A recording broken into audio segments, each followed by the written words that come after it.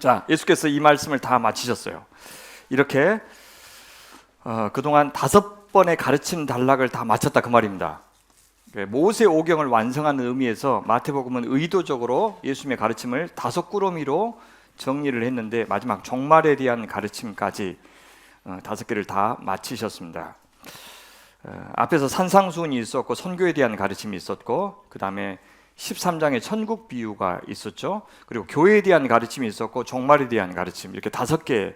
정말 요즘 교회에서 제자 훈련을 시킨다면 이 5가지 중요한 주제들을 가르칠 만한데, 이렇게 일목요연하게 잘 말씀해 주신 후에 제자들에게 이르시되, 너희가 아는 바와 같이 이제 이틀 후면 이제 6월절이다. 6월절 인지산월 1월 14일이니까 이날이 1월 12일이다 그 말이죠.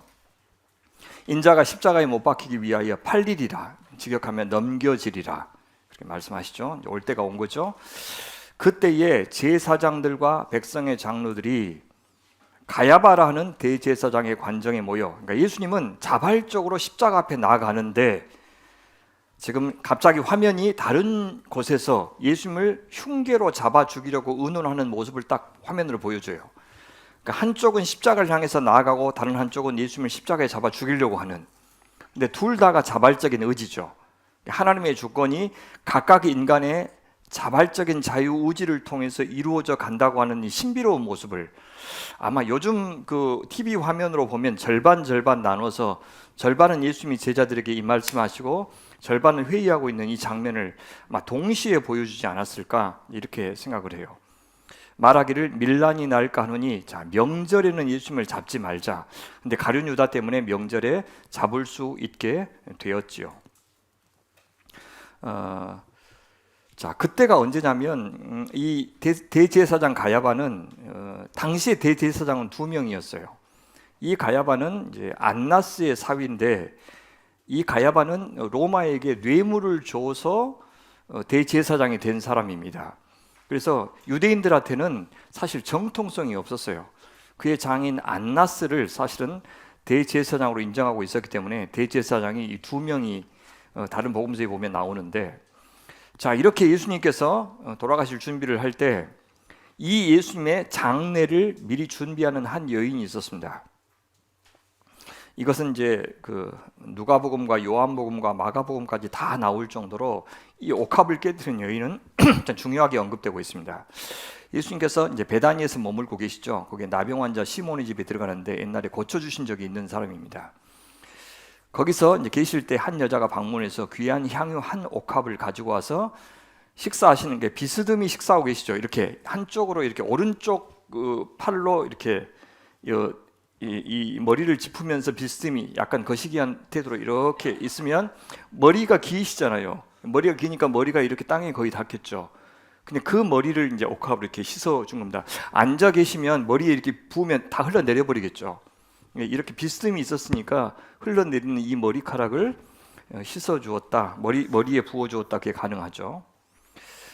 제자들이 보고 분개합니다. 그런데 요한복음을 보면 가룟 유다가 분개했다고 이야기하죠. 가룟 유다가 자기가 재정을 맡아서 돈으로 환산해서 주었으면 자기가 팔아서 착복할 수 있는데 그렇게 못하니까 분노했다고 속 이야기를 이렇게 털어놓았죠. 제자들이 보고 분개하 이르기를, 무슨 의도로 이것을 허비하느냐, 이것을 비싼 값에 팔아 가난한 자들에게 줄 수 있었겠노라 하는 진심이 아니에요. 예수께서 아시고 그들에게 뭐라고 그러냐면, 너희가 어찌하여 이 여자를, 참 좋은 일 했던 여자를 괴롭게 하느냐. 좋은 일을 하였느니라. 가난한 자들은 항상 너희와 함께 있거니와 나는 항상 함께 있지 아니하니라. 그래서 이 여자는 그냥 예수님 자신을 위해서 한 일이지만 예수님은 다른 의미를 부여해 주십니다. 이게 중요해요. 이 여자가 내 몸에 이 향유를 부은 것은 내 장례를 위하여 함이니라. 물론 부자인 요셉이, 아리마대 요셉이 예수님한테 향유를 부어서 이제 향품을 넣어서 장례를 치러주기는 했지만 턱없이 부족했어요. 왜냐하면 안식일이 오기 전에, 안식일이 언제 오냐면 그 해가 지면 바로 안식일이니까 해가 지기 전에 서둘러서 오후 3시에 돌아가셨으니까 6시 정도 해가 지니까 3시간 안에 장례를 다 치르려면, 여러분 이게 세마포로 쌌는데 막 피가 엉켜 있고 막 난리가 나겠죠. 그러니까 그걸 다 씻어내고 그 다음에 향유를 붓고 하려면 사실 제대로 장례를 치르지 못했어요, 예수님이. 그러니까 여인들이 왜 안식구 첫날에 와가지고 다시 향품을 준비해서 왔겠어요? 자기들이 직접 봤잖아요. 그래서 예수님 저렇게 보내면 안 되는데 라고 생각해서 다시 온 거죠. 그래서 부활하신 예수님을 결국 향품을 넣어드리지 못하죠. 근데 이 여인은 부활하신 예수님에게 어차피 향품을 못 드리는데 미리 지금 향품을 드린 것이나 마찬가지다 라고 지금 이야기를 해주고 있는 것입니다. 그래서 그것을 뭐라고 이야기하냐면, 이 여자가 내 몸에 이 향유를 부은 것은 내 장례를 위하여 함이라. 내가 진실로 너희에게 이르노니, 그래서 얼마나 중요한 일이냐면, 온 천하 어디에서든지 이 복음이 전파되는 곳에는 이 여자가 행한 일도 말하여 그를 기억하리라 하시니라, 그렇게 말해요. 저는 여기서 참 귀한 교훈을 받는데, 오늘 제가 하고 있는 일이 있죠. 이 일이 사실 제 나름대로는 어떤 의미가 있을 것이라고 생각은 해요. 어떤 유익이 여러분들에게 있을 것이다. 그리고 소명교회가 있을 때부터 계속해서 해왔던 이 전통을 지키는 것도 의미가 있고, 사실은 잘 몰라요. 주님이 이 자리를 혹은 여러분들에게 이 말씀을 어떻게 사용하실지는 잘 몰라요. 그게 신앙인 것 같아요. 그러니까 내가 내 의미를 부여하려고 그러면 결국 내가 내 기념비를 세우는 거예요. 내가 내 책을 쓰는 것이고, 근데 의미는 내가 만드는 것이 아니고 주님께서 자유롭게 이 시간을, 우리의 이 수고를, 전하는 수고, 듣는 수고를 사용하시도록 맡겨드리는 것이 신앙이 아닌가. 그래서 이 여인은 그냥 예수님을 위해서 한 거예요. 근데 주님은 거기에다가 의미를 부여해 주시죠. 주님, 저는 의도하지 않았어요. 아니, 괜찮아. 내가 의도하여 그것을 사용하는 거야. 그래서 우리의 인생이 이 시간뿐만 아니라 내 모든 시간들이 주님 당신의 뜻대로 사용해 주십시오. 때로는 내가 힘주어서 하는 일이 사람들에게 전혀 이렇게 영향을 못 미치는 것처럼 그렇게 보일지라도 주님 앞에서 마음을 지켜서 행한 일이면 나는 괜찮다 여기고, 그렇죠, 묵묵히 그 자리를 고수하는 것이 저는 중요하다고 생각을 합니다. 저는 이것을 거룩한 낭비라고 보이고 싶어요. 사람들은 허비했다 그러지만은 가장 귀한 낭비죠. 자, 이것과 대비되는 사람이 누구냐면 가룟 유다죠. 돈 때문에 예수님을 팔아넘긴 사람. 그 다음 이야기가 가룟 유다가 나오죠. 그래서 12 중에 하나라고 소개합니다. 그 말은 그의 배반이 뼈아팠다는 뜻입니다. 가룟 유다라는 자가 대제사장들에게 가서 말하되, 자, 명절에는 피하자고 했던 사람들, 왜냐하면 예수님을 은밀하게 붙잡을 수가 없기 때문에 이제 포기했었습니다. 근데 내가 예수를 너희에게 넘겨주겠다, 그 말은 예수님의 은신처를 가르쳐주겠다, 그 말이에요. 이게 넘겨준다, 판다라는 그 단어가 똑같은 단어는 파라디돔이라는 단어입니다. 그래서 얼마나 주려느냐, 그들이 은 30을 달아주거늘 그가 그때로부터 예수를 넘겨줄 기회를 찾더라, 그렇게 하게요. 이 은 30은 스가랴서 11장 2절에서 거절당한 양떼를 먹이는 메시아적인 인물인 목자에게 주어진 품삯이 바로 은 30이었습니다. 그래서 예수님은 그 목자를 성취하기 위해서 오셨다는 것을 보여주죠. 자, 무교절 첫날.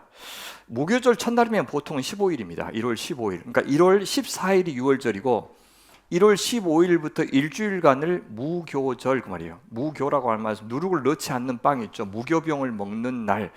그래서 15일과 마지막 날인 22일을 큰 대회로 모이고 안식일로 지켜요. 근데 당시에 사람들은 이 무교절과 유월절을 그렇게 구분하지는 않았대요. 그래서 1월 14일을 무교절 첫날이다 혹은 유월절이다 그렇게 같이 썼다고 그래요.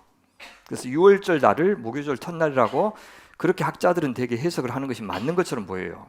자, 1월 14일 날, 그 말은 언제냐면, 여러분 보세요. 유대인들은 해가 지면 하루가 시작되죠. 그러니까 1월 14일 무교절 첫날은 어떠냐면 14일 날 그날 저녁이란 뜻이에요. 그날 저녁. 자, 그날 저녁에 제자들이 그날 저녁에 만찬을 해요. 원래는 6월절 만찬을 언제 하냐면 15일. 그러니까 15일 저녁부터가 15일이라고 그러죠. 15일 저녁에, 그러니까 15일이 딱 시작되는 것이 저녁이죠.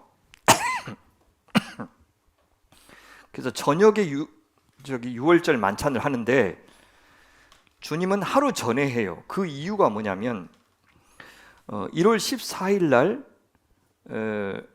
그러니까 그 다음 날 낮에 양을 잡아요. 그러니까 저녁에 시작하죠. 저녁에 시작하는데 그 다음 날 낮에도 1월 14일이죠. 그날 양을 잡고 그날 저녁 1월 15일 날 만찬을 해요. 근데 예수님은 그 전날 하루 전날 먼저 만찬을 하고 양을 잡는 그 시간에 돌아가셔요. 본인이 유월절 어린 양으로 돌아가셔요. 특히 3시가 유월절 어린 양을 잡는 그 시간에 예수님이 돌아가셔요. 그러니까 그 유월절 그 첫 출애굽을 성취하기 위한 그런 죽음이다라는 것을 보여줍니다. 자, 그 말을 여기서 이렇게 하게요. 제자들이 예수께 나와서 이르되 유월절 음식 잡수실 것을 우리가 어디서 준비하기를 원하십니까? 그러니까 성안 아무에게 가서, 예수님을 아는 사람이죠. 선생님 말씀이 내 때가 가까이 왔으니, 예수님이 이미 이야기해놨다는 뜻입니다. 내 제자들과 함께 유월절을 내 집에서 지키겠다 하시더라 하라 하시니 제자들이 예수께서 시키신 대로 유월절을 준비하였더라라고 이야기해요.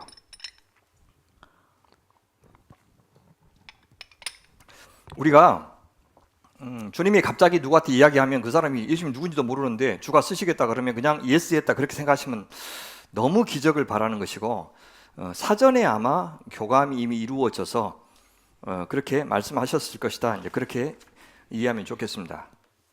내 때가 가까이 왔으니라고 하는 표현은 주님이 철저하게, 이 때라는 단어가 카이로스라는 단어거든요. 하나님의 시간을 가리킬 때 쓰는 단어예요.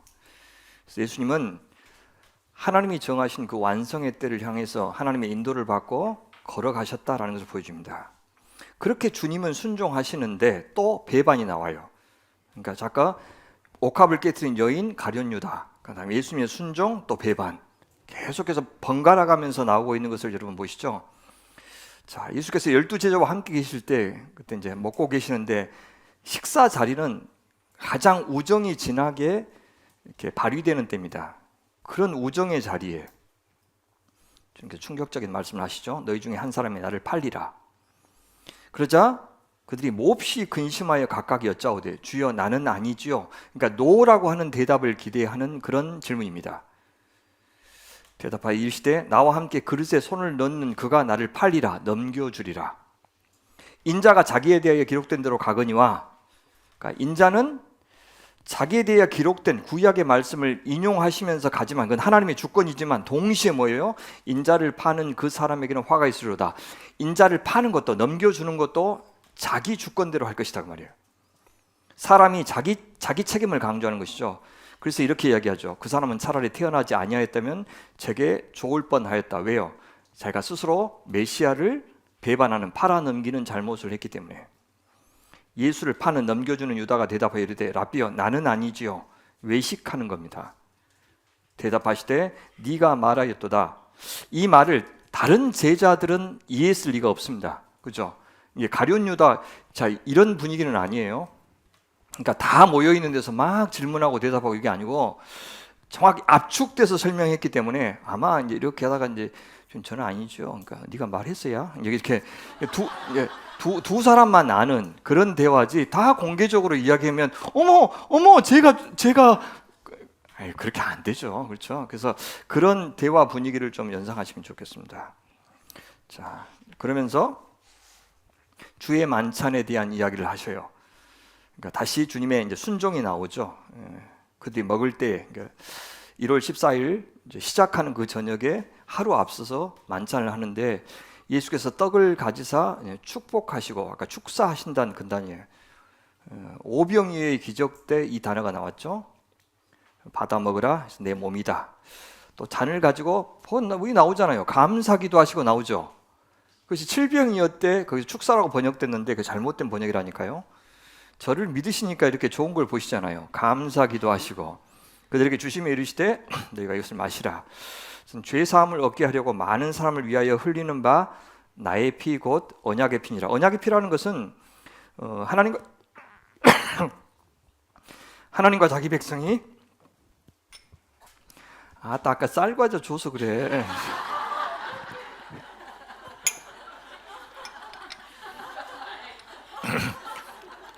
사탄아 물러가라. 예.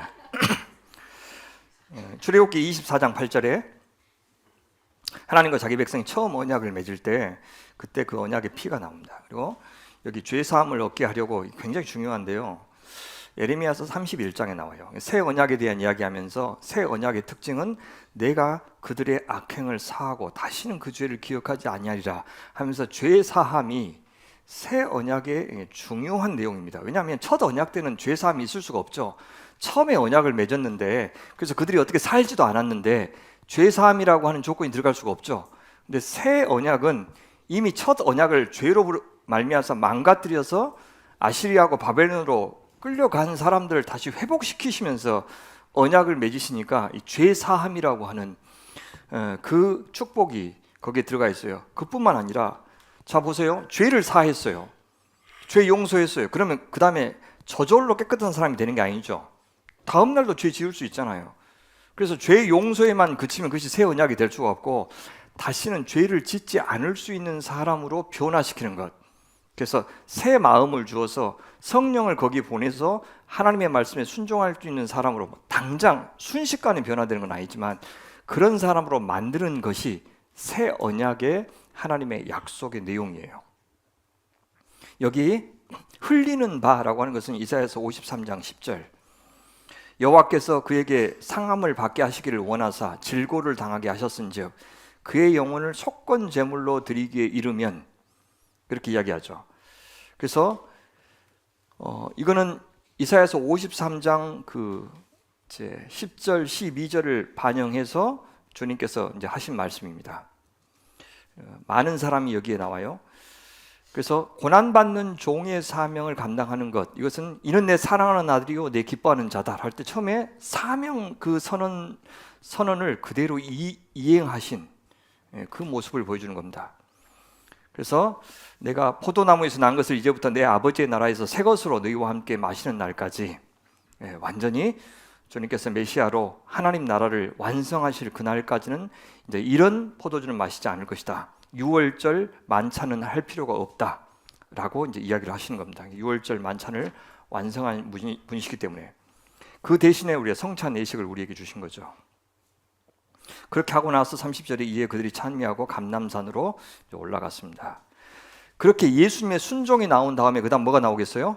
또 불순종이 또 나오겠죠. 순종, 불순종, 순종, 불순종이 계속해서 반복해서 나오는데 베드로가 부인하는 이야기가 나옵니다. 그때 예수께서 제자들에게 이르시되 오늘 밤에 너희가 다 나를 버리리라 라고 해요. 스가랴서 13장 7절 만군의 여호와가 말하노라 카라 깨어서 내 목자 내 짝된 자를 치라 목자를 치면 양이 흩어지려니와 작은 자들 위에는 내가 내 손을 들이우리라. 양떼가 흩어진다라고 했던 그 예언이 제자들을 통해서 이루어지고 있습니다. 그래서 너희가 다 한 사람도 예외 없이 나를 버리리라. 기록된 바 내가 목자를 치리니 양의 떼가 흩어지리라고 하는 그 말씀이 이루어지는 사건이죠. 그러나 내가 살아나는 후에 너희보다 먼저 갈릴리로 가리라. 처음 사역을 시작했던 곳, 그들이 부름받았던 곳. 그래서 나중에 7명의 제자들이 이제 고기 잡으러 가는데 그것을 꼭 불순종이라고 말할 수 없는 것이 부활하신 예수님이 거기 나타난다고 했기 때문에 거기 가서 고기잡이를 하고 있었을 수 있어요.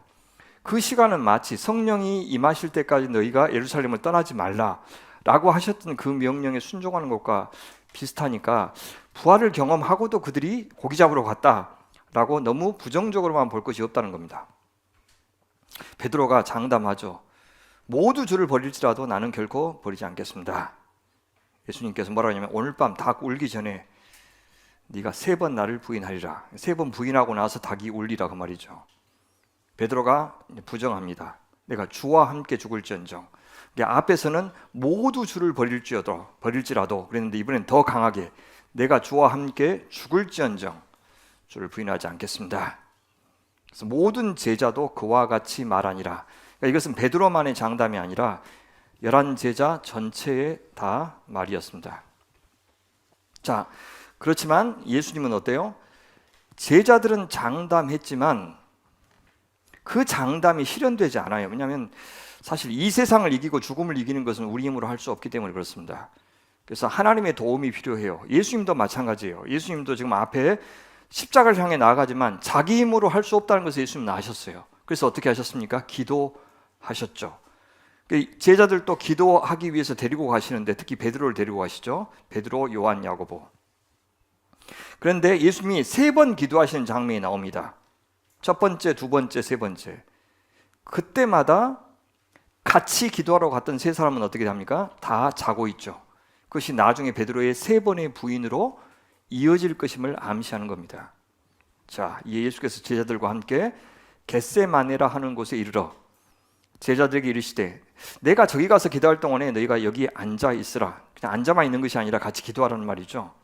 그래서 베드로와 세베대의 2 아들을 데리고 가실새 고민하고 슬퍼하사, 이것이 바로 예수님의 진심이에요. 고민하고 슬퍼하사 이에 뭐라고 말씀하시냐면 내 마음이 매우 고민하여 죽게 되었으니 너희는 여기 머물러 나와 함께 깨어 있으라 하시고, 이 깨어 있다는 말이 아까 마지막 종말의 때에 사용하셨던 그 표현이에요.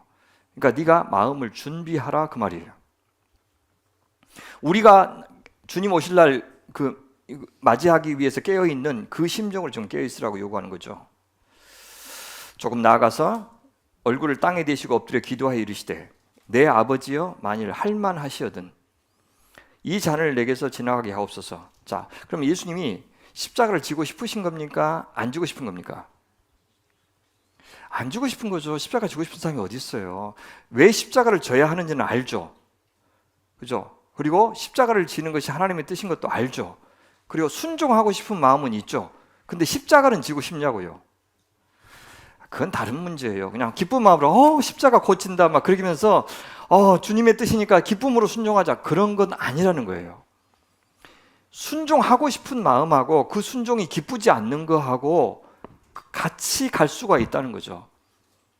우리 아브라함 이야기 했잖아요. 아브라함이 이삭을 제단에 바칠 때 기뻤어요?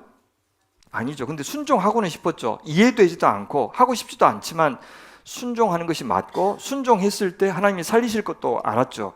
그러더라도 순종하고 싶지 않았어요. 내 아들을 죽이는 것은 차마 볼 수가 없었어요.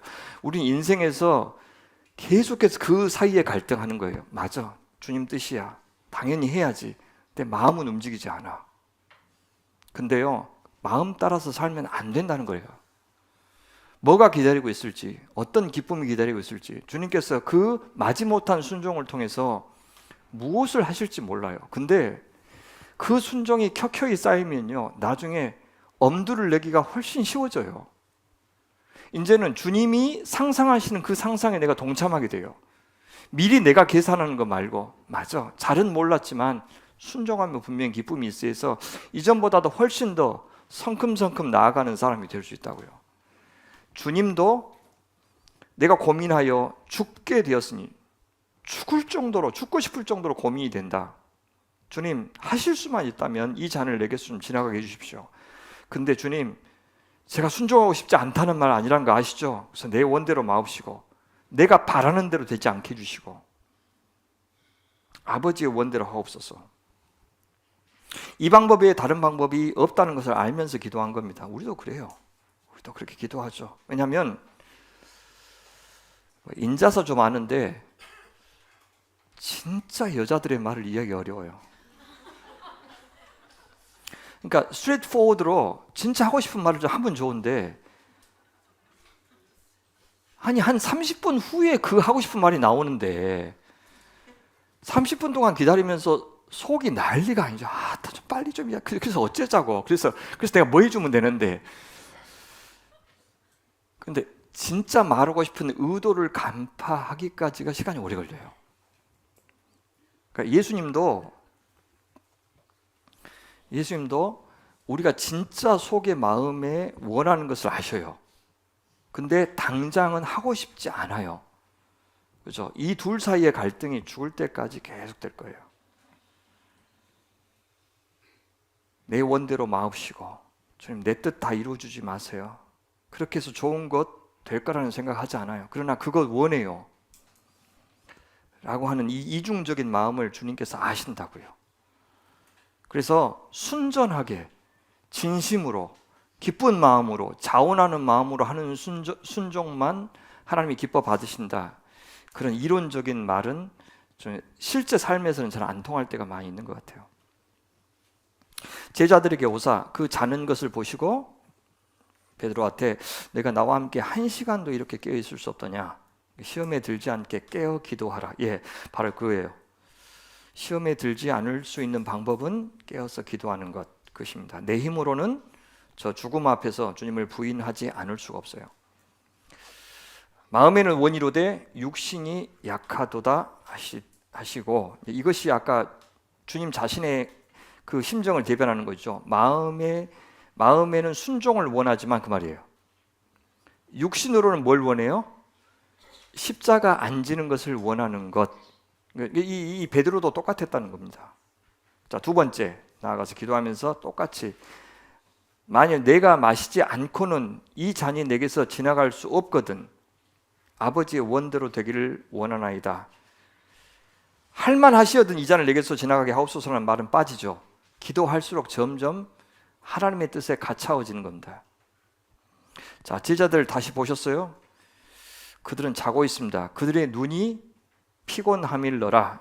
미선 집사님하고 비슷하죠?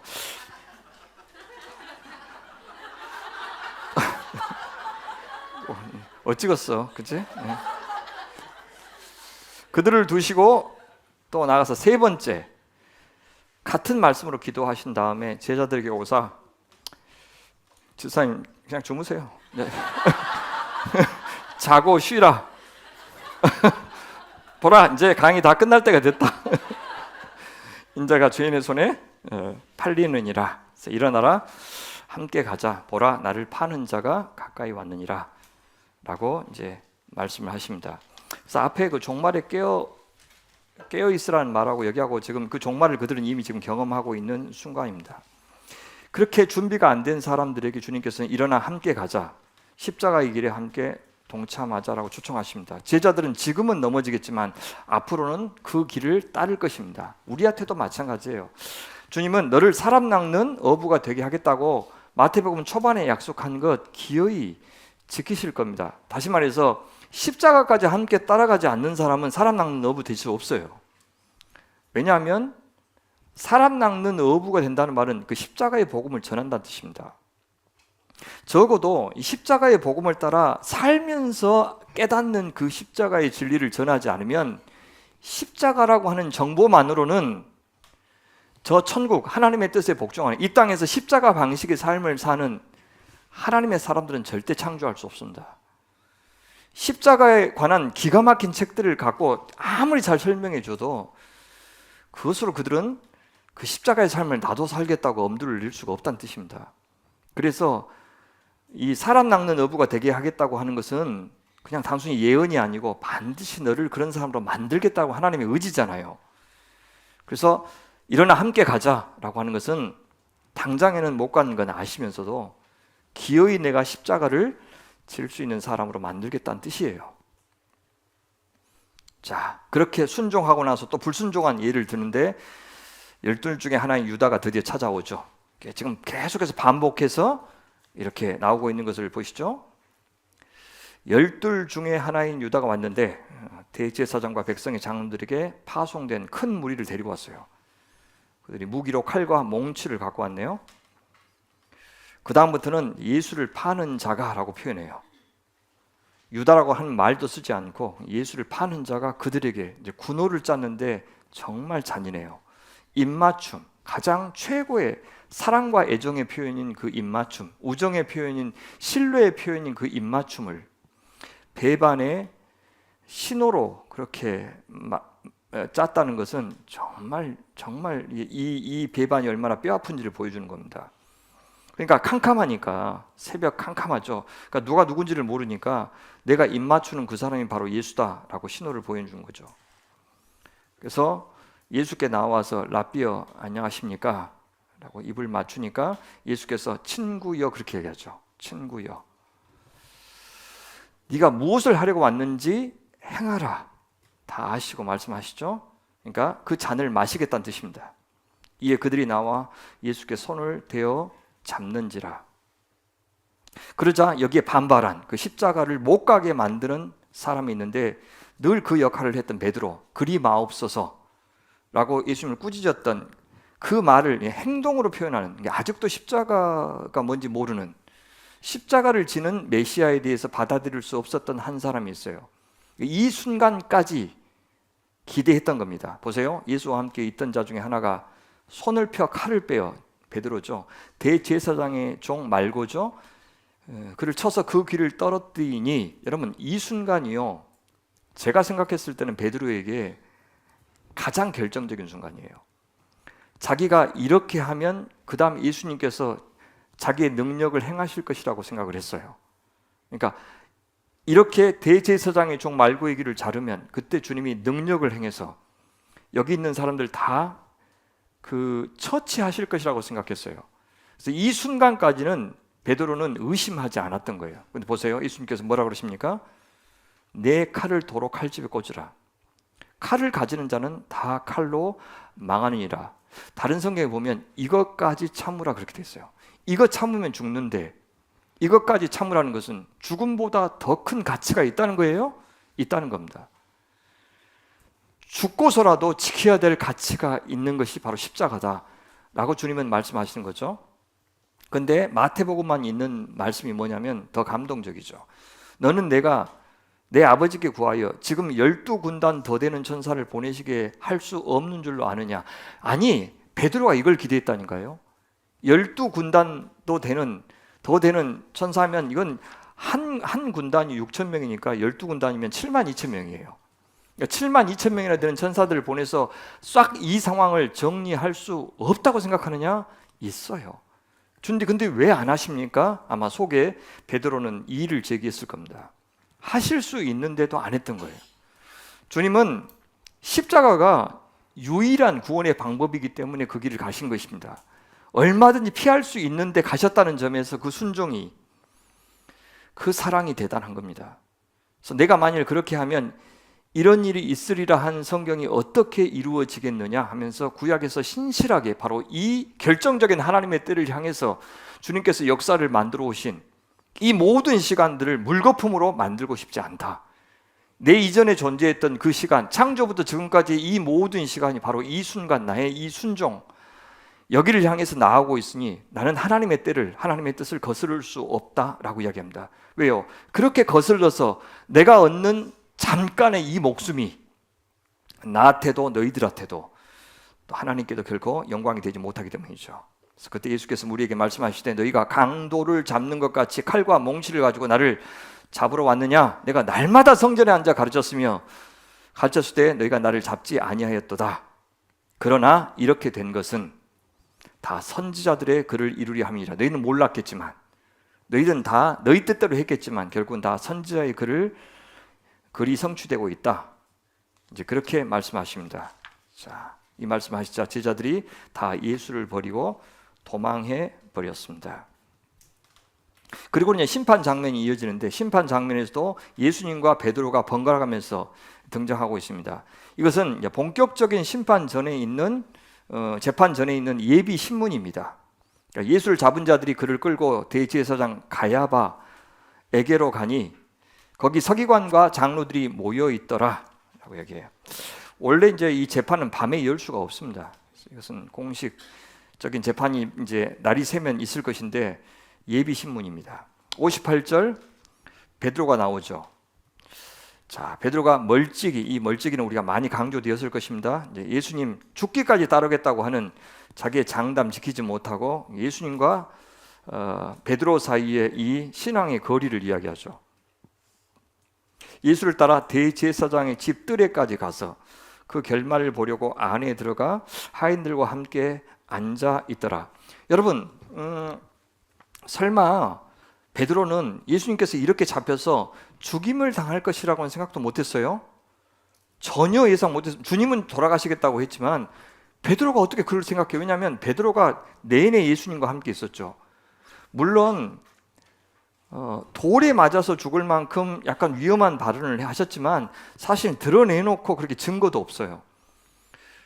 근데 십자가에 달려 돌아가실 것이라고 하는 것은 예수님이 말씀하셨지만 베드로는 못 믿었던 이유가 뭐냐면 온죄 반역죄를 저질렀어요.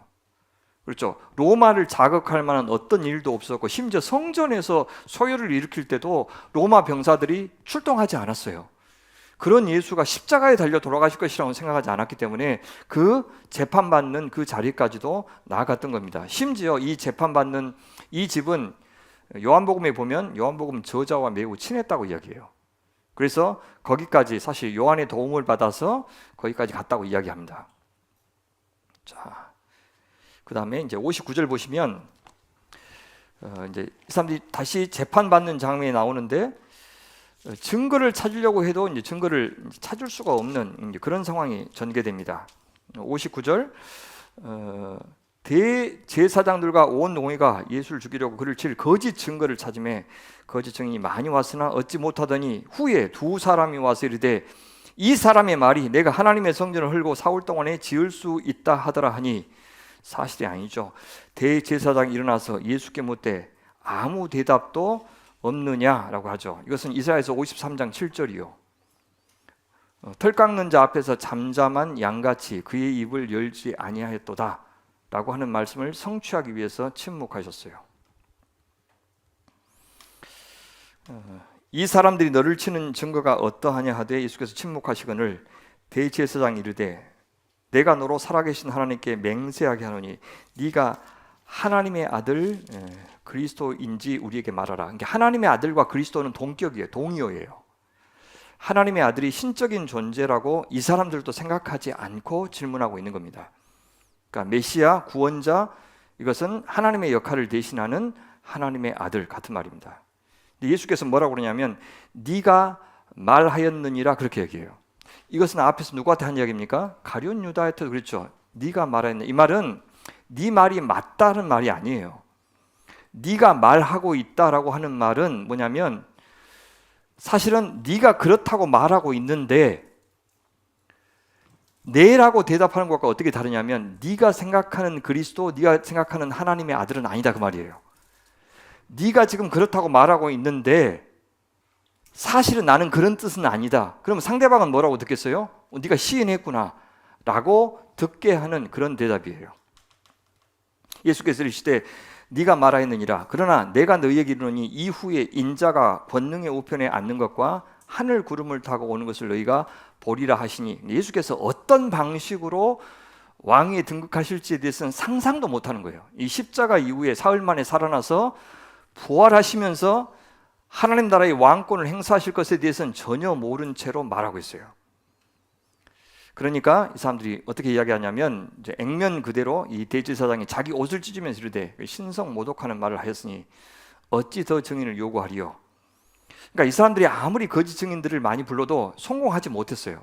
그 말은 무슨 말입니까? 예수님의 죽음은 그들의 불순종에 의한 죽음이지만 동시에 자기가 증거를 제시해 줬죠. 자발적으로 죽음을 향해서 순종을 향해서 나아갔다라고 하는 것을 보여줍니다. 그래서 너희가 지금 이 신성 모독하는 말을 들었도다. 너희들도 증인이지 이제 그 말이죠. 너희 생각은 어떠하냐? 대답하되 이건 사형에 해당합니다 라고 이야기해요. 그러면 당장 어떻게 되냐면 돌로 쳐서 죽여야 돼요. 근데 그렇게 하지 않아요. 그렇게 하면 어떻게 되냐면 선지자를 죽였다고 하는 오해를 받죠. 그러니까 지금 이 예수님을 선지자로 여기는 많은 사람들이 두려워서 차마 그렇게 하지 않고 자기 손에 피를 묻히지 않고 로마에게 넘깁니다. 그러면 로마에게 넘겨서 십자가형에 처하면 어떻게 됩니까? 유대인들한테는 그것이 나무에 달린 자마다 저주를 받는 자다. 그래서 저것은 메시아 아니 선지자인 줄 알았더니 사실 하나님의 저주를 받아서 죽었구나라고 하는 인상을 줘서 유대인들을 잠잠케 할 수 있었고, 그렇죠? 로마를 통해서 그래서 정치범으로 죽이려고 했던 것입니다. 자, 그렇게 하고 나서 이에 예수의 얼굴에 침 뱉고 주먹으로 치고, 주먹으로 치기 전에요 눈을 가립니다. 눈을 가리고 손바닥으로 때리면서 이르되 그리스도야 우리에게 선지자 노릇하라. 이 말이 무슨 말이냐면 눈 가리고 치면서 자 누가 쳤는지 맞춰봐라 그 말입니다. 네가 선지자면 알아맞추겠지? 그렇게 한 거죠. 너를 친 자가 누구냐 하더라. 저항하지 않으시죠. 오른뺨을 때리거든 다른 쪽도 돌려대라고 하신 그 말씀 이루고 있고요. 이사야서 50장 6절에 나의 뺨을 맡기며 모욕과 침뱉음을 당하여도 내 얼굴을 가리지 아니하였느니라 라는 말씀을 그대로 성취하고 있습니다. 예수님은 그렇게 자기를 시인해서 십자가 앞으로 나아가고 있는데 베드로는 부인하고 있는 장면이 나옵니다. 3번 부인하죠. 한 요종이 나와서 너도 갈릴리 사람 예수와 함께 있었던 거 내가 봤다. 그러니까 모든 사람 보는 앞에서 부인하여 나는 네가 무슨 말을 하는지 알지 못하겠노라 이렇게 부인합니다. 또요 다른 요종이 그를 보고 뭐라냐면 이 사람은 나사렛 예수와 함께 있었도다. 옛날에는 나사렛 예수와 함께 있는 사람이라는 것이 굉장히 자부심이 있었죠. 특히 나사렛 예수라고 하면서 굉장히 조롱합니다. 무슨 메시아라고 하는 사람이, 유대인의 왕이라고 하는 사람이 베들레헴도 아니고 나사렛 출신이야. 그러니까 예수님이 베들레헴에서 태어났다고 하는 사실을 모르는 사람이죠. 그래서 나사렛에서 무슨 선한 것이 날 수 있다고, 그 말도 안 되는 그 나사렛 예수와 함께 있었도다, 그렇게 이제 비아냥거리고 있는 겁니다. 그러니까 베드로가 이번엔 더 강하게 맹세하고 또 부인하여 이르되 나 그 사람 모릅니다. 실제 모르죠. 베드로는 예수님을 모르고 있는 사람입니다. 모르고 있었기 때문에 지금 부인하고 있는 거죠. 맞아요. 조금 후에 곁에 섰던 사람들이 나와 베드로에게 이르되 너도 진실로, 더 세게 이야기하죠. 그 도당이라. 어떻게 알 수 있냐? 네 말소리가, 네 갈릴리 사투리를 들어보니까 네가 분명하다, 그렇게 말을 해요. 그러자 더 강하게 베드로가 부인하죠. 그가 저주하며 맹세하여 이르되, 이 저주가 예수님을 저주했는지 아니면 이 맹세가 틀리면 내가 손에 장을 지져볼란다 하면서 이 맹세가 틀리면 내가 저주를 받겠다 한 것인지는 분명하지 않아요. 그런데 어쨌든 예수님을 향한 저주일 수도 있습니다. 그래서 난 그 사람 알지 못한다 하니 그때 닭이 울더라. 그래서 예수님이 말씀에 닭 울기 전에 네가 3번 나를 부인하리라 하심이, 그 말씀이 생각나서 밖에 나가서 심히 통곡하였다. 이것이 이제 베드로의 회개입니다. 자, 그러고 나서 이제 빌라도에게 넘겨집니다. 새벽에 모든 대제사장과 백성의 장로들이 예수를 죽이려고 함께 의논하고 결박하여 끌고 가서 총독 빌라도에게 넘겨주니라. 그러니까 의논하고를 너무 간단하게 언급을 했는데 정식 공회가 열린 겁니다.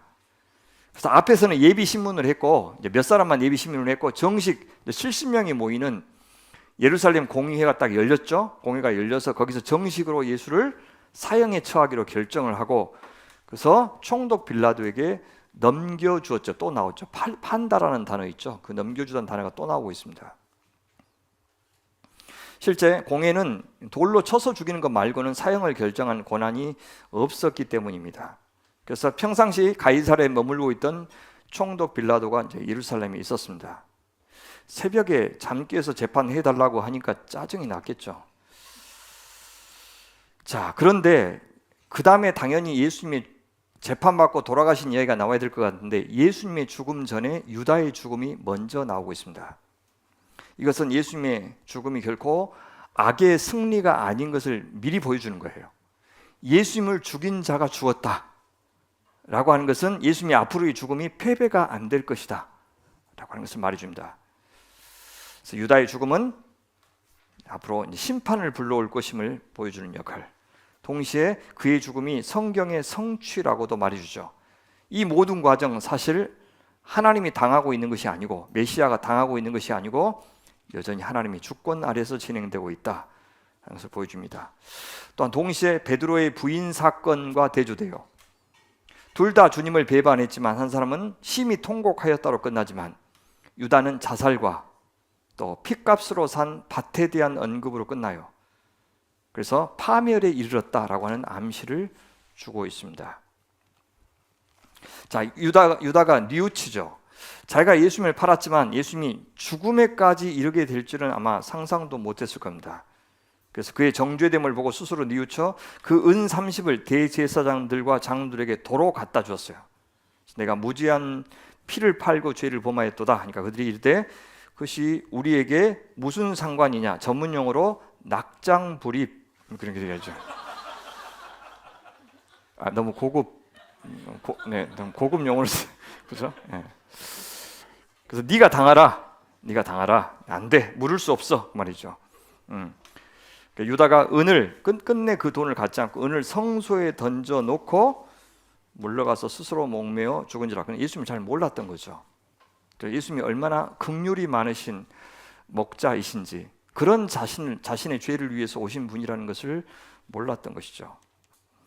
대제사장들이 그 은을 거두면서 핏값인데 성전에 넣어둠이 옳지 않다. 이게 무슨 말입니까? 자기들이 한 일도 사실 잘못이라는 것을 알고 있는 거예요. 그래서 이런 돈은 성전에 넣어두면 안 된다. 그래서 나그네들이 나중에 예루살렘에 와서 많이 죽었어요. 왜냐하면 나중에 메시아가 오시면 예루살렘에서 죽은 자들이 가장 먼저 부활한다고 믿고 있었기 때문에 그렇습니다. 그래서 특히 예루살렘에 과부들이 많았던 이유가 뭐냐면 그때 남자들은 전쟁이 많아서 빨리 죽었어요. 근데 과부들이 마지막 때 남은 재산 다 모아가지고 예루살렘에 모아서 예루살렘에서 죽고 예루살렘에서 묻히기를 원했어요. 그래서 과부들이 많았는데 특히 유대인들은 아까 구제가 굉장히 중요한 경건의 표지라고 그랬죠. 그래서 유대인들의 이 구제 시스템을 통해서 그 과부들이 보호를 많이 받고 있었는데 오순절 성령 강림으로 그 과부들이 주로 예수님을 많이 믿었어요. 그러니까 교회가 어때요? 교회는 가난한 사람들이 주로 많이 회심을 했는데 그나마 가난한 사람들인데 과부들까지 많으니까 굉장히 구제가 큰일이 되었죠.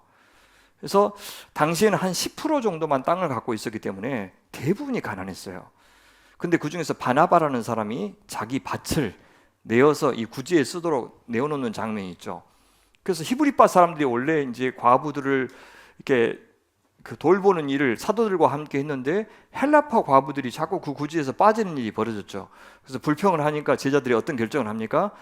우리가 말씀 전하는 것과 기도하는 일에 전무하고 이 구제를 위해서는 7명의 다른 일꾼들을 세워서 하자라고 했던 결정 기억하시죠? 근데 그래서 투표를 해가지고 뽑았는데 누가 뽑혔어요? 7명 다 헬라파 유대인들 가운데서 뽑혔어요. 그러니까 사도들이 먼저 회개하자 그 실무를 맡았던 다수의 히브리파 유대인들도 회개를 한 거죠. 그래서 자신들 가운데 일꾼을 뽑은 게 아니라 헬라파 가운데서 일꾼을 뽑고 우리가 그 밑에서 그들을 돕는 정말 자기 부정의 역사가 계속 일어나서 그 다음에 예루살렘에 하나님의 말씀이 굉장히 왕성해지죠. 그리고 허다한 제사장의 무리도 주님 앞에 돌아오는 역사가 벌어졌다라고 하는 배경이 바로 여기서 나온 겁니다.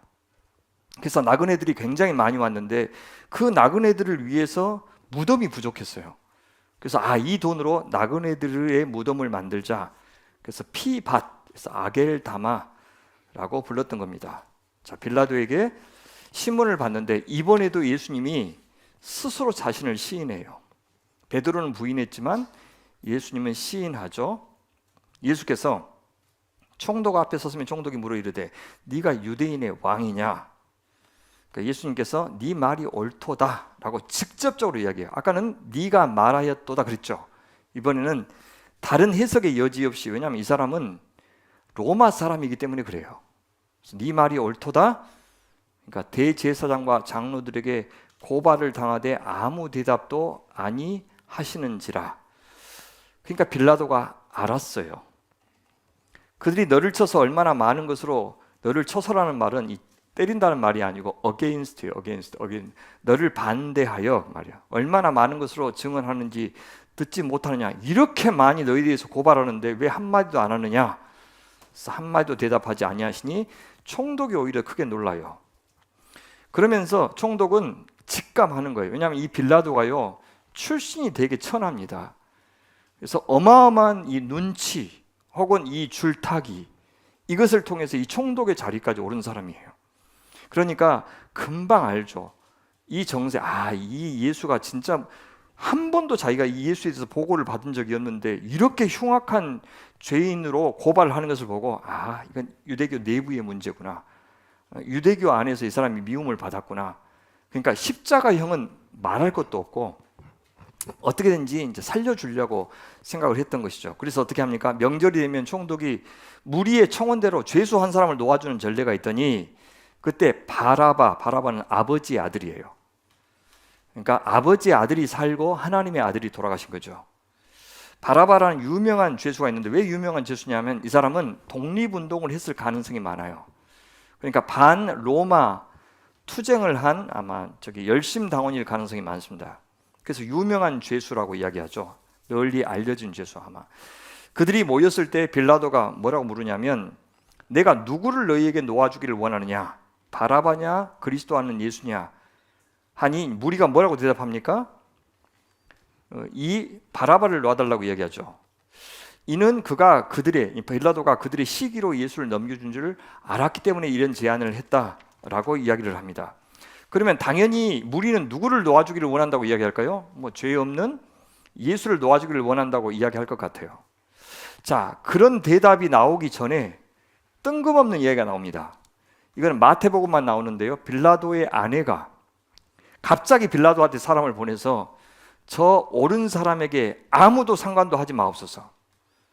오늘 꿈에 내가 그 사람으로 인하여 애를 많이 태웠나이다, 그렇게 얘기해요. 마태는요, 왜 이 여인의 충고를 언급했을까요? 꿈을 통해서 들린 하나님의 음성에 귀를 기울여서 예수께서 옳은 사람이다 이렇게 분별하는 이방 여인, 수많은 예언자들의 예언을 소유하면서도 그것을 자부심으로 여기면서도 그 하나님의 말씀에서 하나님의 음성을 듣지 못하고 하나님의 아들 메시아가 왔는데 예수를 죄인으로 몰아가는 저 이스라엘 지도자, 저 소경된 인도자들, 그들과 이 이방 여인을 대조하기 위해서 그렇게 한 겁니다. 여러분, 2장에서 헤롯과 종교 지도자들이 있었고, 그래서 베들레헴에서 메시아가 난다는 것을 알고 있는 사람들이 있었고, 이방인 동방 박사들이 있었죠. 이렇게 두 사람을 대조하면서 시작했는데 이제는 끝날 때도 이렇게 대조하면서 끝내고 있는 겁니다. 대제사장과 장로들이 무리를 이미 매수했죠. 무리를 권하여 바라바를 살려달라고 이렇게 말해라, 예수를 죽이자고 말해라, 이제 그렇게 짠 대로 그들이 했습니다. 그래서 총독이 대답하여 이르되 이 둘 중에 누구를 너희에게 놓아주기를 원하느냐? 이르되 바라바로소이다. 빌라도가 이르되 그러면 그리스도라는 예수를 내가 어떻게 하랴? 그들이 다 이르되 십자가에 못 박혀 야 하겠나이다. 깜짝 놀랐을 것입니다. 아니 무슨 그런 큰 죄를 지었다고 십자가? 빌라도가 이르되 어찌미뇨 무슨 악한 일을 하였느냐? 그들이 더욱 소리질러 이르되 십자가에 못 박혀야 하겠나이다, 그렇게 얘기해요. 이방 여인은 풀어달라고 하는데 종교 지도자들은 죽이라고 요청합니다.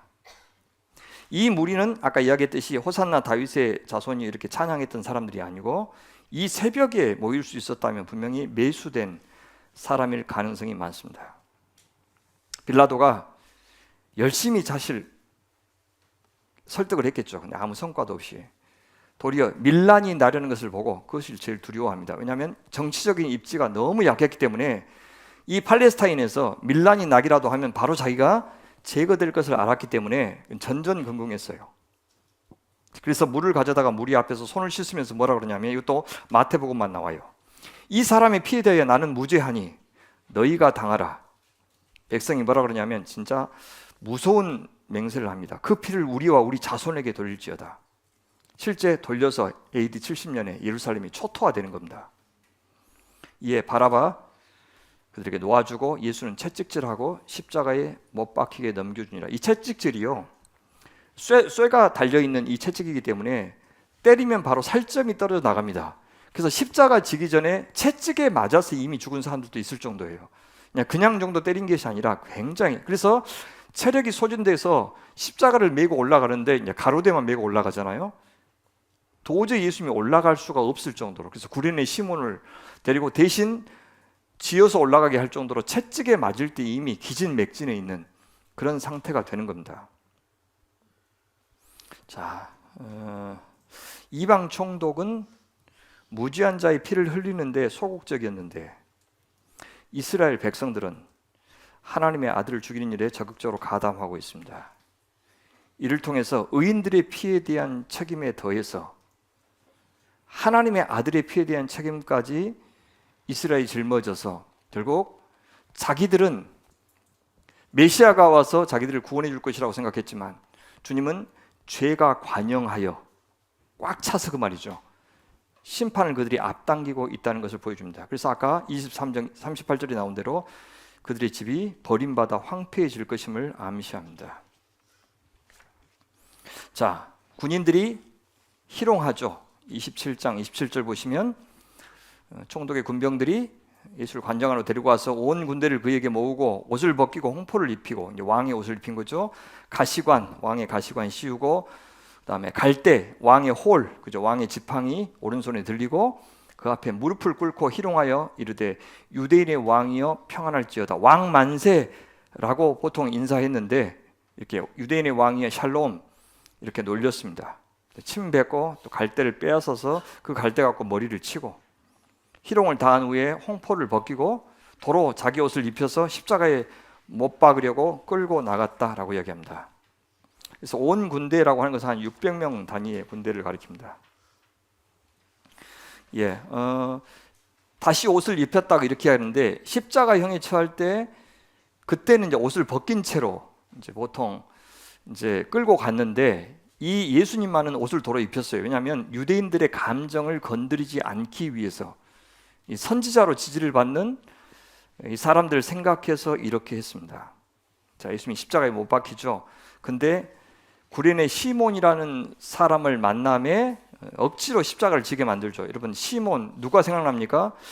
시몬 베드로는 도망치고 없는데 구레네 시몬이 대신 십자가를 지고 가고 있다 하면서 베드로에 대한 간접적인 지금 비난을 하고 있는 겁니다.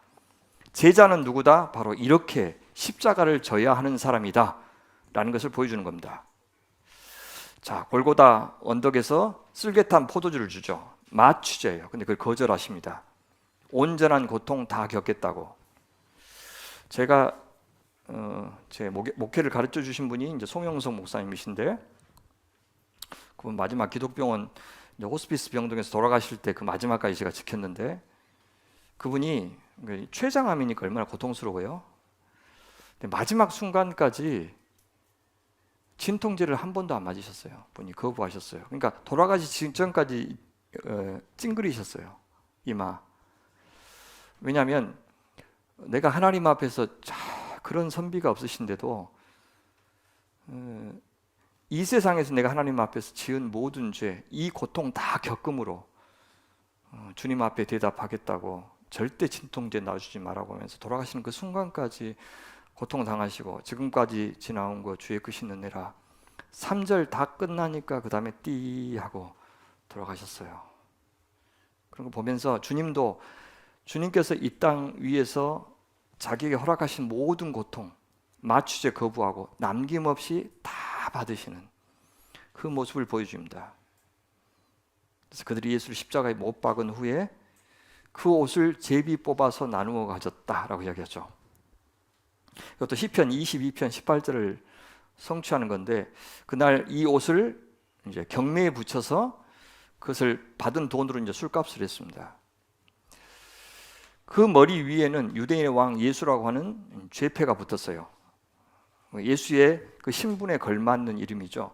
그러니까 지금 사람들이 아까 홍포를 입히고 갈대를 손에 쥐어주고 막 이렇게 했던 모든 것들이 뭐냐면 사실 조롱이지만 실제 예수님의 받는 대접으로 합당한 대접으로 그들은 해주고 있었던 겁니다.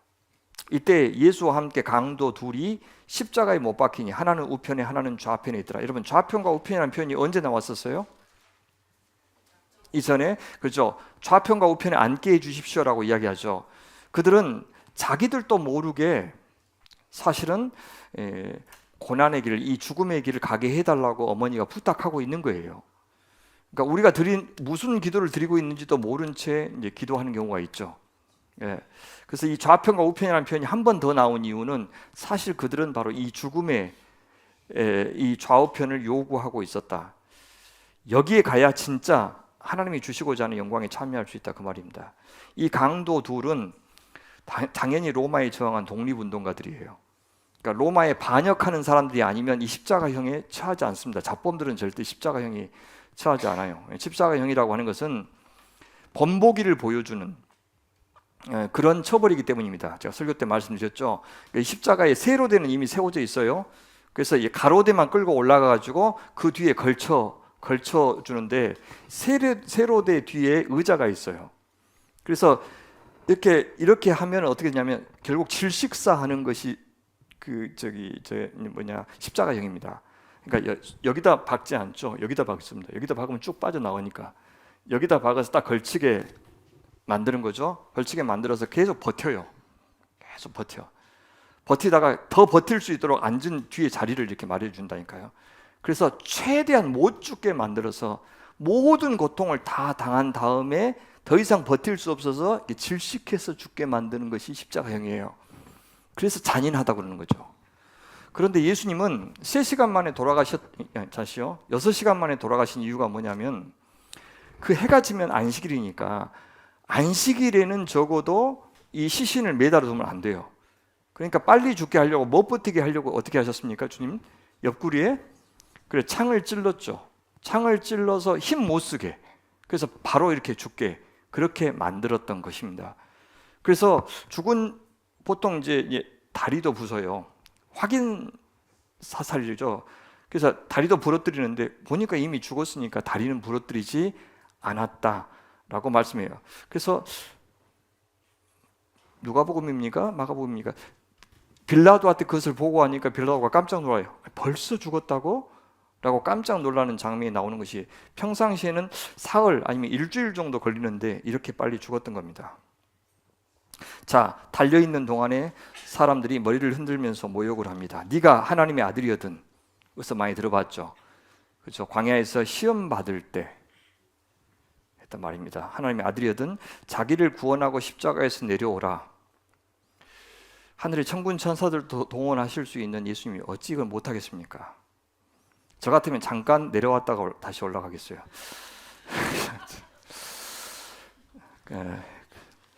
그러면서 대제사장과 서기관들과 장로들도 연합해서 희롱하는데 그가 남은 구원하였을 때 자기는 구원할 수 없도다. 그가 이스라엘 왕이로다 조롱하죠. 지금 십자가에서 내려올지어다. 그리하면 우리가 믿겠노라. 안 믿는다니까요. 절대 안 믿습니다. 사람들은 안 믿어야 될 이유를 계속 만들어요. 믿어야 될 이유가 수만 가지라도 한 가지 안 믿어야 될 이유가 있으면 안 믿습니다. 그러니까 우리가 다 납득될 때까지 절대로 안 믿겠다고 하면 안 돼요. 아까도 이야기했지만 믿는다고 고백할 때부터 그 다음부터 근본적으로 들리는 게 보이는 게 달라집니다. 그래서 믿음이 모든 알의 출발이에요. 심지어 옆에 못 박힌 강도들도 같이 조롱했다고 44절에서 이야기하죠. 예수님 돌아가십니다. 언제요?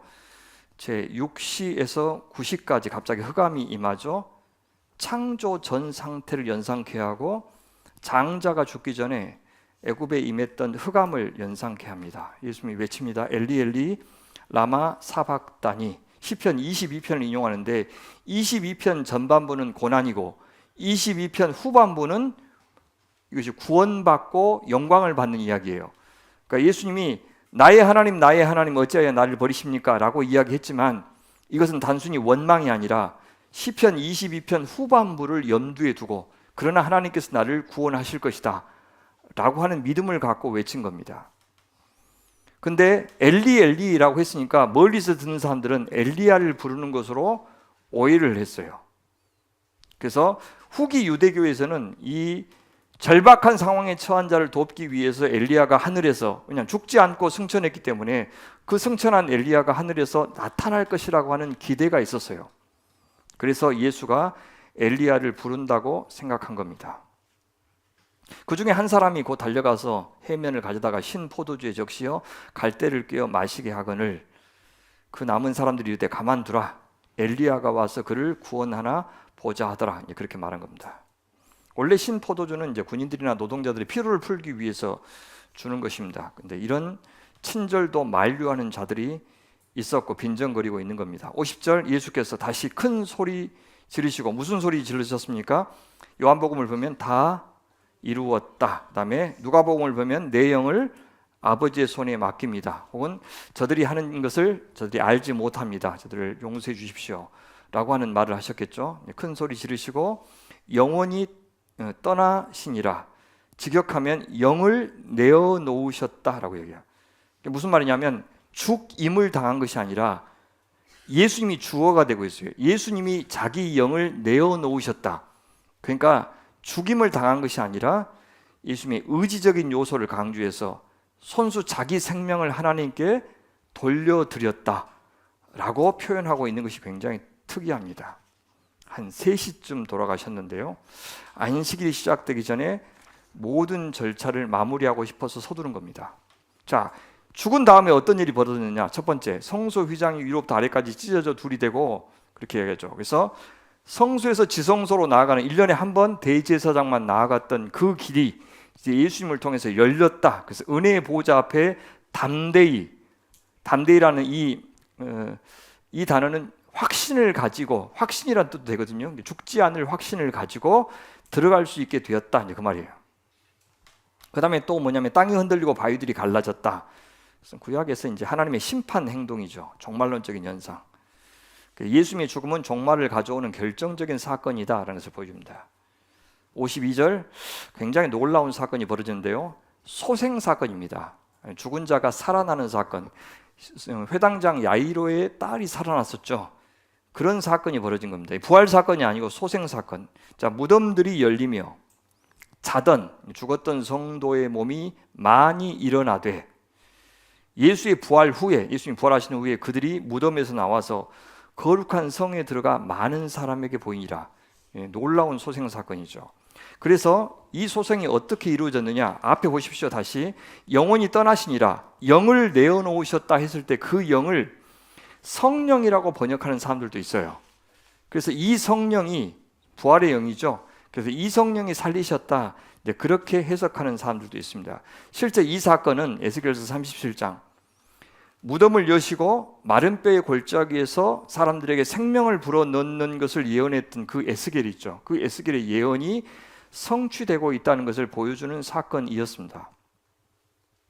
이 모습을 보면서 54절에 백부장, 그러니까 이 십자가형을 집행했던 사람이 뭐라 그러냐면, 백부장과 및 함께 예수를 지키던 자들이 지진, 그 다음에 그 일어난 일들, 사람들이 그것을 보고 심히 두려워하이르되 이는 진실로 하나님의 아들이었도다 하더라. 그러니까 십자가를 보면서 하나님의 아들이라고 고백하는 이 고백이 절정이에요.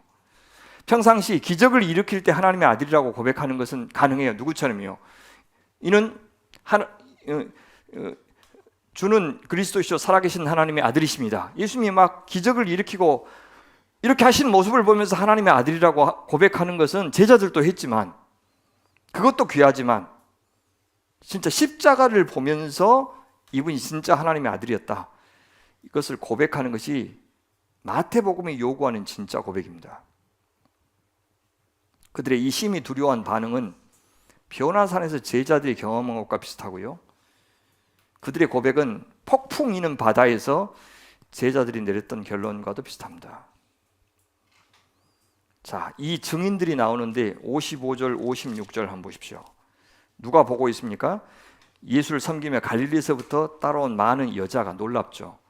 그 많은 유대인들, 또는 제자들, 남자 제자들은 다 없고 많은 여자가 거기 있어 멀리서 바라보고 있으니, 막달라 마리아, 또 야고보, 요셉의 어머니 마리아, 또 세베대의 아들들, 그러니까 요한과 야고보의 어머니도 있더라라고 이야기하죠. 그래서 여인들이 지키고 있습니다. 자, 예수님이 장사 지내는데 누구를 통해서 장사했냐면, 저물었을 때 아리마대 부자 요셉이라는 사람이 왔으니 그도 예수의 제자라. 공의 의원인데 예수님의 제자가 되었다는 것은 사실은 이제 누룩의 비유라든지 겨자씨의 비유처럼 당장에는 효과가 없는 것처럼 보이지만, 이미 하나님께서는 일하셔서 보이지 않지만 숨은 히든 크리스찬들을 만들고 있다는 것을 보여주죠. 자, 빌라도에게 가서 예수의 시체를 달라고 요구해요. 그럴 수는 없어요. 보통은요, 평상시 같으면 그냥 이렇게 십자가에 매달아 놓고 짐승들의 밥이 되도록 그렇게 만듭니다. 근데 빌라도가 이 예수에 대해서 사실은 죄가 없다는 것을 알기 때문에 그 시체를 달라고 요구할 수 있었어요. 빌라도의 죄책감에 호소한 겁니다. 그래서 빌라도가 내주라고 순순히 명령하죠. 그리고 요구했던 이 아리마대 요셉을 같이 포론한 사람이라고 생각하지 않았어요. 그럼에도 불구하고 요셉은 대단한 용기죠. 그래서 요셉이 시체를 가져다가 깨끗한 세마포로 싸서 바위 속에 판 자기 새 무덤에, 자기 가족들 묘로 삼으려고 했던 그 가족 묘에, 아무도 쓰지 않는 새 무덤에 넣어두고 큰 돌을 굴려, 이 큰 돌을 굴렸다는 것은 어떤 거냐면, 여러분 경사져 있어요. 경사져서 동그란 그 무덤이 이렇게 굴려서 밑으로 경사져서 무덤 입구를 막았습니다. 그러니까 무덤을 열려면 어떻게 해요? 한 사람이 못 열겠죠. 경사져서 위로 올려야 되니까 여러 사람이 굴려서, 그죠, 문을 열어야 되죠. 그래서 나중에 부활 사건이 놀라운 겁니다. 그 장면을 누구도 봤냐면 거기 막달라 마리아와 다른 마리아가 무덤을 향하여 앉았더라. 죽음과 장사 지내는 것의 마지막 증인이 여자들로 나오고 있습니다. 여기 새 무덤이라고 하는 것은 이사야서 53장 9절. 그가 부자라고 하는 언급은 왜 나오느냐? 그는 강포를 행하지 아니하였고 그의 입에 거짓이 없었으나 그의 무덤이 악인들과 함께 있었으며 그가 죽은 후에 부자와 함께 있었도다 라고 하는 이 예언을 성취하기 위해서 부자라는 말이 거기 나온 겁니다. 자, 경비병들이 예수의 무덤을 지키고 있어요. 그 이튿날 준비일 다음 날이라 대제사장들과 준비일 다음 날이라는 말은 안식일이란 겁니다. 그래서 대제사장들과 바리새인들이 함께 빌라도에게 모였습니다. 그래서 왜냐하면 예수님이 사흘 만에 살아나야 한다는 말을 하신 것을 알고 있죠. 모여서 이르되 주여 저 속이던 자가 예수를 가리키죠. 살아있을 때 말하되 내가 사흘 후에 다시 살아나리라 한 것을 우리가 기억합니다. 절대 살아날 일은 없지만 아마 제자들이 분명히 시신을 훔쳐가고 예수가 살아났다고 거짓말할 것입니다. 이제 그렇게 이야기해요. 그래서 그가 죽은 자 가운데서 살아났다 하면 후의 속임이 전보다 더 클까 하나이다. 그러니까 그 파장이 훨씬 커서 예수가 살았을 때 이 혼란스럽게 맞는 것보다 더 큰 혼란이 일어날 것입니다. 그러니까 단단히 지킵시다. 못 갖고 가게. 빌라도가 이르되 경비병이 있으니 가서 힘대로 굳게 지키라 하거늘 그들이 경비병과 함께 가서 돌을 임봉하고 무덤을 굳게 지키니라 라고 나와요. 이 기록은 이 마태복음만 나오고 있습니다. 자, 28장 드디어 올 것이 왔습니다. 이제 부활하신 이야기인데요. 안식일이 지나고 나서 안식 후 첫날이 되려는 새벽에, 그러니까 저녁에 갈 수는 없으니까 안식일이 끝나고 그 다음에 새벽에 막달라 마리아와 다른 마리아가 무덤을 보려고 갔는데 여러분 성경에 없죠? 그리고 보라라는 말이 있어요. 그러니까 깜짝 놀랄 만한 일이 벌어진 것이죠. 어떤 일입니까? 큰 지진이 나며 주의 천사가 하늘로부터 내려와 돌을 굴려내고, 천사가 하신 일이죠. 그 위에, 그 돌 위에 앉아있는 모습을 봤어요. 그 천사의 모습이 번개 같고 그 옷은 눈같이 희건을, 변화산에서 주님이 변화되었을 때 모습과 비슷하죠. 자, 지키고 있던 경비병들이 그를 무서워하여 떨며 그 다음에 완전 기절해버린 거예요. 죽은 사람과 같이 되었더라. 자, 천사가 여자들에게 뭐라고 그러냐면 너희들은 무서워하지 말라. 이렇게 무섭게 해놓고 무서워하지 말라 그러면 십자가에 못 박히신 예수를 너희가 찾는 줄을 내가 아노라. 그가 여기 계시지 않고 그가 말씀하신 대로 살아나셨느니라. 와서 그가 누우셨던 곳을 보라 하면서 빈 무덤을 보여줍니다. 또 빨리 가서 사명을 부여하시는데요. 그의 제자들에게 이르되 그가 죽은 자 가운데서 살아나셨고 너희보다 먼저 갈릴리로 가시나니 거기서 너희가 배우리라 하라. 다음에 보라, 또 놀라, 깜짝 놀랄 이야기죠. 내가 너희에게 일렀느니라 하거늘. 그 여자들이 무서움과 동시에 큰 기쁨으로, 이 두 가지가 같이 있을 수밖에 없죠. 무서우면서 크게 기뻐하면서 빨리 무덤을 떠나 제자들에게 알리려고 다름질할세. 예수께서 그들을 만나 이르시되 평안하냐 하시거늘. 여자들이 나와 그 발을 붙잡고 이제 가려고 하는데 부활하신 예수님이 여자들 앞에 나타난 것이죠. 그래서 그 발을 붙잡고 경배하니 이에 예수께서 이르시되 무서워하지 말라.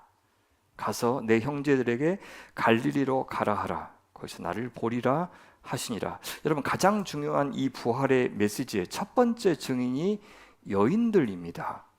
그렇죠. 모든 복음의 핵심은 부활이에요. 사실 부활이 없으면 십자가도 의미가 없어요. 십자가는 부활을 전제로 한 것입니다.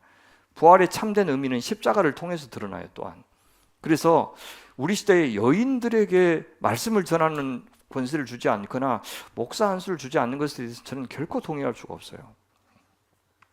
동시에 복음의 최고봉이라고 하는 것이 뭐냐면 바울 서신 가운데서 로마서라고 이야기하죠.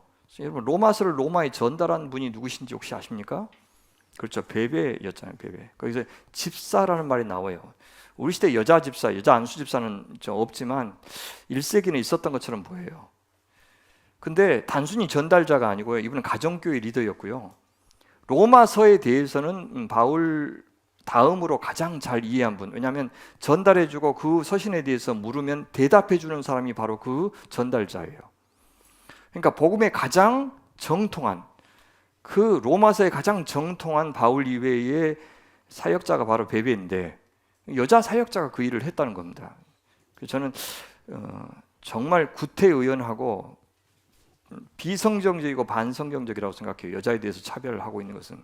그래서 저는 우리 공동체 안에도 여자분들이 막 너무 겸손하셔서 안 하시려고 그러는데 좀 설교도 좀 하시고, 그죠?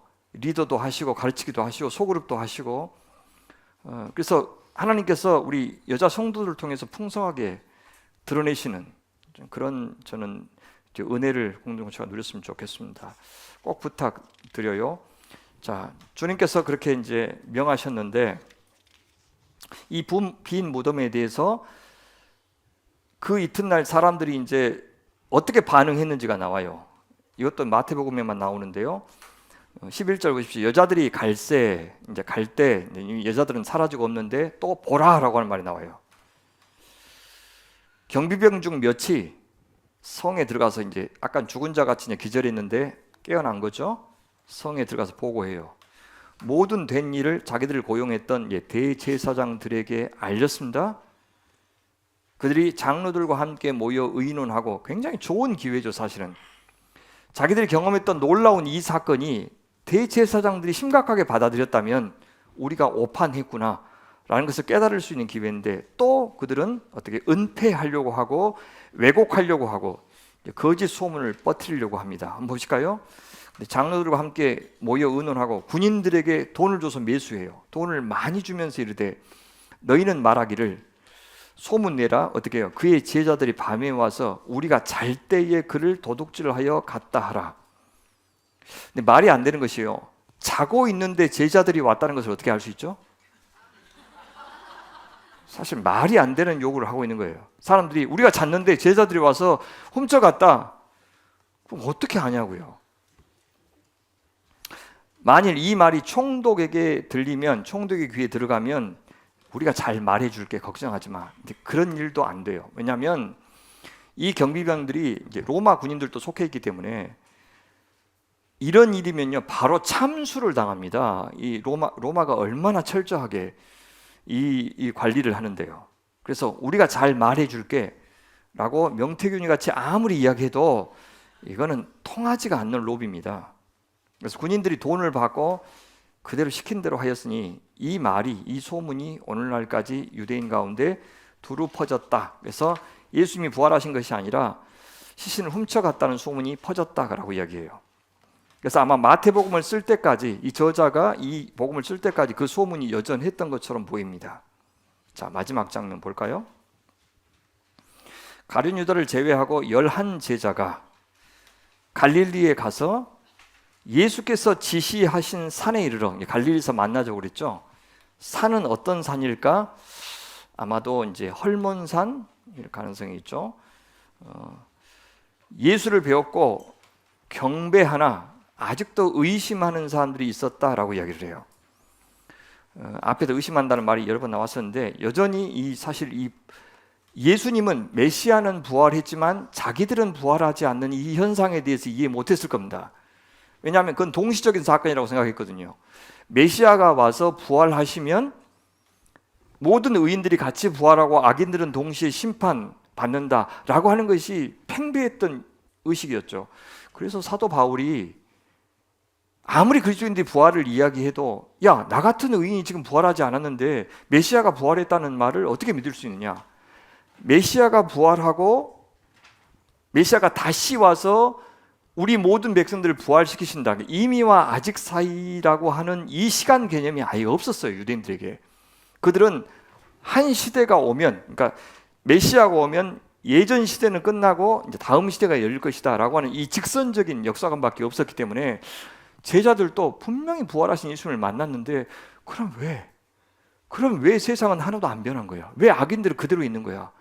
왜 우리들은 부활하지 않는 거야? 하면서 풀리지 않는 의문들. 그러니까 저분은 부활하지 않으셨을 거라고 하는 것이 아니라, 이 부활이 도대체 무슨 의미지? 라고 아직 의심하는 자가 있었다라고 이야기하죠. 그럼 여러분, 이 의심이 언제 풀립니까? 예수님이 40일 동안 하나님 나라에 대해서 가르치셨다 그러지 않아요? 그렇죠. 사도행전에 보면 부활하신 후에 이 부활이 무슨 의미인지 12제자에게 40일 동안 가르치신 이후에 비로소 그들이 깨닫게 되었다. 그렇게 보시는 게 좋습니다. 근데 아직 의심하고 있는 사람들을 향해 주님께서 이제 사명을 주시는데, 하늘과 땅의 모든 권세, 무슨 권세입니까? 왕의 권세예요. 왕의 권세. 늘 이야기했던 그 권세, 사탄이 주겠다고 했던 그 권세. 다니엘서 7장 14절에서 인자가 옛부터 계셨던 그 성부 하나님께 나아가서 받았던 그 권세, 하늘을 다스리고 땅을 다스리는 모든 권세, 그 권세를 내게 주셨으니 그러므로 너희는 가서 모든 민족을 제자로 삼아라 하면서 분사가 2개 나와요. 너희는 가라, 그다음 모든 민족을 제자로 삼아라. 제자로 삼다가 동사예요. 뭐 하면서? 세례를 베풀면서, 그 다음에 뭐 하면서? 가르쳐 지키게 하면서. 이 2가지. 그래서 제자로 삼는 길은 뭡니까? 세례 베푼다는 말은 그들이 근본적으로 회심하게 만드는 거예요. 과거의 삶에서 떠나서 혹은 옛 주인에게서 떠나서 아버지와 아들과 성령을 믿는 사람으로 변화되는 것. 단순히 개의 종이 아니라 마음의 중심이 바뀌는 것, 주인이 바뀌는 역사 꼭 이루어라. 2번째, 그들이 그렇게 주님을 영접한 다음에 하나님의 백성으로서 복음에 합당한 자로 살 수 있도록 가르쳐라. 무엇을? 내가 너희에게 분부한 모든 것, 이 마태복음에서 가르쳐준 이 모든 가르침을, 모든 것을 낱낱이 가르쳐서 지키게 하라. 순종하게 하라. 주님, 어떻게 우리가 그 일을 감히 할 수가 있습니까? 아니, 보라, 이두라고 하면서 내가 세상 끝날까지, 주님 다시 재림하실 그날까지, 너희 사역이 다 끝날 그날까지 너희와 항상 매 순간 어디에서나 함께 있으리라. 임마누엘 하겠다. 내가 너희 가운데 성전이 되어주겠다 라고 이야기합니다. 십자가 없이 모든 권세와 영광을 받을 수 있는 길을 제시했던 그 사탄의 말을 거역하고 주님은 끝까지 예수님 앞에 순종하셔서 어떻게 했습니까? 선교사로, 증인으로 이스라엘에게 맡겨지셨던 그 사명을 완수하셨고, 이제 그 사명을 당신의 제자들에게 부여하시면서 옛 이스라엘이 실패하여 멸망했던 그 사명, 증인 사명, 제사장의 사명, 빛의 사명을 감당하도록 불러주시고 있는 겁니다. 그것이 바로 오늘 우리 교회가 맡은 사명이고요. 그래서 모든 교회는 소위 미셔널 처치, 그래서 선교적 교회일 수밖에 없고, 모든 그리스도인은 선교사요 그리스도의 증인으로, 나의 증인과 그리스도의 증인이 동시에 될 수 없습니다. 내가 유능하고 똑똑하고 믿을만하고 그런 사람이라는 것을 증명하는 것과 예수님이 전능한 구원주시라는 사실을 증명하는 것은 양립할 수가 없습니다. 내가 대단한 사람이라고 경배를 받는 동안 주님은 그만큼 내 안에서 하실 일이 없어지는 그런 분이 되시니까 우리는 철저하게 그리스도의 증인으로서 이 땅을 살아갑시다. 참 좋으신 목자 예수님 소개하고 그분이 가져오신 그 나라를 온 삶으로 인격으로 주님 선물로 주신 것을 가지고 드러내는 성도와 교회가 되시기를 주님의 이름으로 간절히 축원합니다. 기도하겠습니다. 사랑의 주님, 저에게 천국 복음 들려주셔서 감사합니다. 긍휼이 많으신 선한 목자 우리 주님, 양들을 위해서 자기를 다 내어주신 선하신 목자 우리 주님, 세상 끝날까지 우리 가운데 성전 삼아 임재하시면서 또 함께 주시겠다고 약속하신 그 주님 의지하여 십자가로 주의 뜻 이루신 당신의 길을 저도 걷게 하시고, 당신 닮은 자녀로 창조되어서 주님의 선하시고 능하신 손에 늘 붙들려 이제 우리가 작은 예수가 되고 우리가 천국의 제자된 서기관이 되어서 주와 함께 그 복 누리고 그 복 나누고 그 복을 전하는 하나님의 사람들 되게 하여 주시옵소서. 하나님, 이 말씀 정보에 머물지 않고 늘 살아서 우리의 영과 홍과 관절과 골수를 쪼개기까지 하는 양날의 검이 되게 하시고, 그래야 그 말씀이 우리 속에서 역사하여 성령께서 마음껏 자유롭게 쓰실 만한 신실한 종들이 되게 하여 주시옵소서. 그래서 저희들 인생 끝까지 주님으로 만족하며 주님 베푸신 그 사랑과 은혜로 내 이웃을 섬기고 사랑하며 그들을 살리는 제자들 되게 하여 주시옵소서. 이토록 말씀을 사모하는 좋은 청중들 교회에 허락하셔서 감사합니다. 오직 주님께만 영광이 되길 원하며 예수 그리스도의 이름으로 감사하며 기도하옵나이다. 아멘.